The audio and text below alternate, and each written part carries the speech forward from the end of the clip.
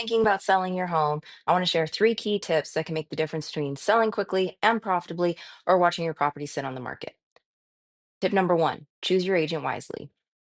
It might be tempting to just go with the agent who promised you the highest sales price, but research shows that overpricing your home can actually hurt you in the long run.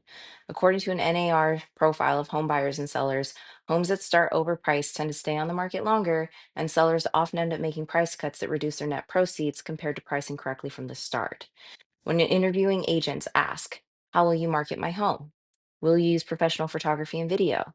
NAR reports that nearly 97% of buyers use the internet in their home search. So high quality photos and online visibility are critical.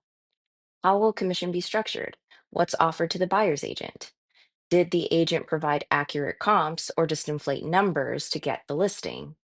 To sell, you need to be realistic, not just optimistic. Will they stage your home?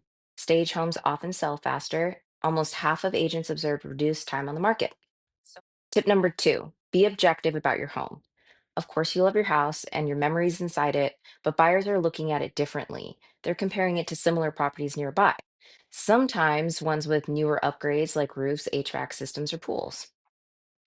A Zillow Consumer Housing Trends report found that buyers place a premium on updated major systems and neutral finishes because it helps them envision the home as a blank slate for their future.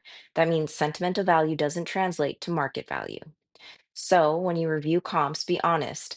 Does your home stack up against the property across the street with a newer pool or modern kitchen? For example, if not, price and present accordingly. Even in a high rate environment, sellers are holding expectations. The median seller price rose from 285 in 2022 to 300,000 in 2023. Also, have some awareness. I was watching someone recently who was selling their home and purchasing another home.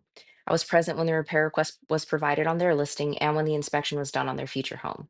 This is something I've seen many times over the years. As a buyer, I often hear the seller should fix that for whatever reason. And then as a seller, they say, that's ridiculous. It works fine. So yes, you typically want to spend the least as a buyer and net the most as a seller. But I have seen deals fall apart on minor items because some people get stuck on principal, which could have a monetary value of $200 to $400, for example. Tip number three, listen to experts. But when it comes to selling your home, make sure the experts are speaking about your type of home in the current environment. For example, national podcasts speaking broadly about housing can have interesting and even helpful information to share. However, Florida specifically, for example, is a good example of why you also need to be listening to experts in this market.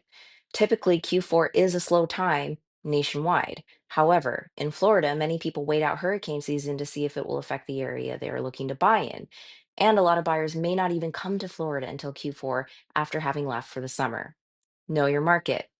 Also, if you're selling a condo in Florida, for example, you need to be aware of the legislation that affects condo fees or could affect your condo fees. Again, listen to experts, but make sure you're listening to local experts too.